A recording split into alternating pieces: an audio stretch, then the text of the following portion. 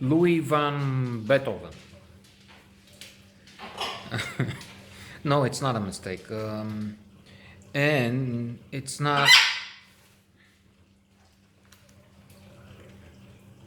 a movie about a son, a relative of the genius Ludwig van Beethoven. We learn from the film that this was what they called him when he was young, when he was a child. He had a very severe father, to say the least. From one point on, a drunkard, really, and a drag on the life, the career of Beethoven. But we can say that he encouraged his son to study the piano. More than that, he definitely abused the child, according to our standards of this day. He kept saying that he wants more. He said to his wife at one point, Mozart, he wrote a symphony when he was 6. And so he's pushing his son a lot.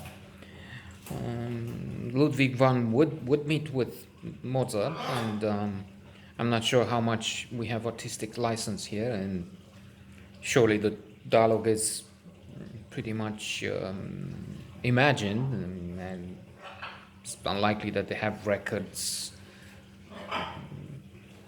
And even then, if, let's say, Ludwig van or Mozart would have written in letters, or I don't know, in documents about the conversation, it's unlikely that they would have remembered everything, every word and song that was said between them. And he would also study under Haydn. But the famous, perhaps greatest composer of all time, has had a rough time.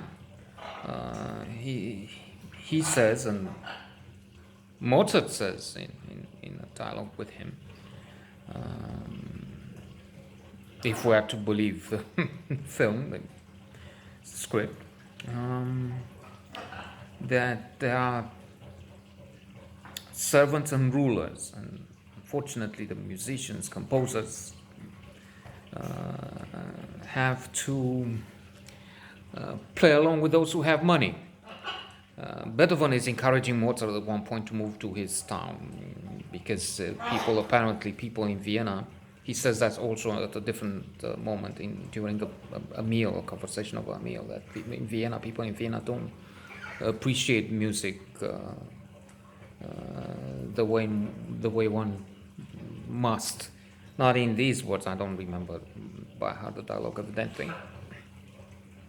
Or not evidently, others might. They see a movie and there's so many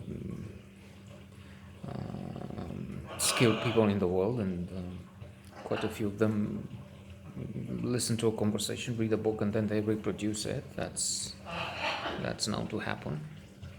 This is not that sort of mind, alas. So Mozart says, why should I?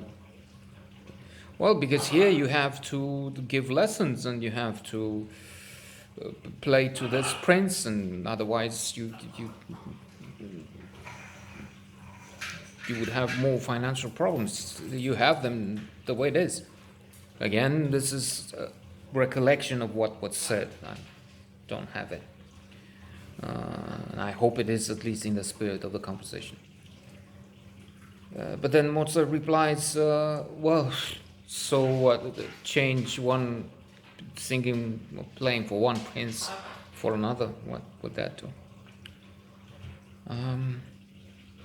It is mind-blowing, really, to see that appreciated as they were to some extent, or to a large extent, these people had to struggle so much. And we compare that with, I don't know, Rihanna, Eminem, and a lot Bono, and wonderful, talented as they are, they're no Mozart, no Beethoven, and they have these huge fortunes.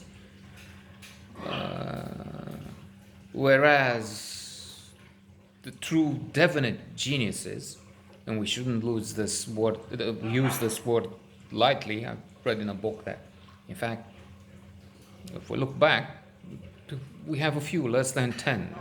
Da Vinci, I would say Beethoven, Mozart.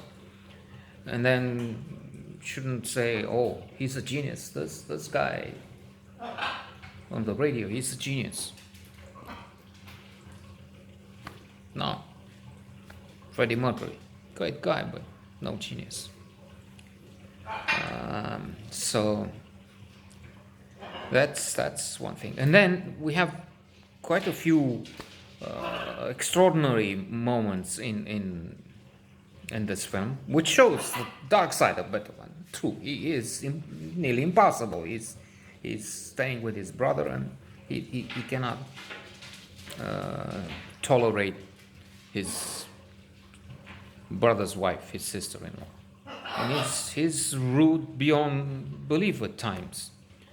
Maybe there is a little point there, and again, the man, such a superhuman character in terms of his music, that there is a law of compensation. I'm thinking regression to the mean, even if that doesn't apply. I've read about this in a spectacular book, Thinking Fast and Slow. Daniel Kahneman, the only psychologist to have won a Nobel Prize. Not for psychology, there isn't such a thing for his work in economy.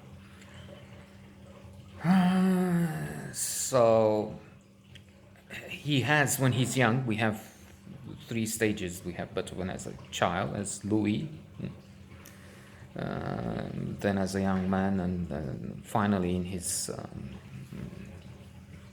let's say last stage. He would die as a consequence of a long trip in an open carriage to Vienna, unfortunately. And I would say because he wasn't provided well. He didn't have, again, the fortune of Bono and the rest of them. The fool, what's his name? Kanye West. Well, talented in music, an idiot in other ways. I mean, I understand he's actually suffering from a condition of some sort, supporter of Trump, so that says everything, if you will. And Beethoven. One has everything, I mean, and another one has to travel to Vienna in an open carriage. A difference of many years, it's true, but then again, even if Beethoven would be today and he'd be composing, I'm not sure if it's classical music. Well, at least a comfortable life, that's that for sure. 1,000 times less than the same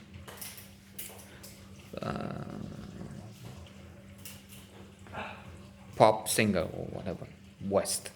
So he has, there's a romantic attachment in one point, but the mother of the girl who is in love with him, with Beethoven, and Beethoven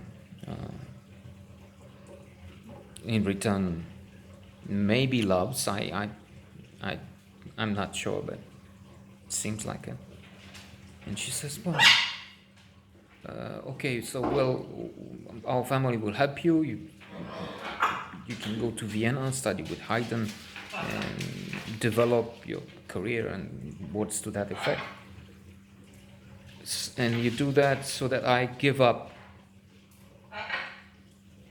your daughter. Give up? There's nothing to give up. There's this huge difference between you. She's way above you. And we're talking a genius and some Leonore, some forgotten. Well, she's in fact, she's living in posterity in connection with Beethoven only, as a woman of a higher rank, aristocratic blood. She's nobody. But there it is. In conclusion, a very good film.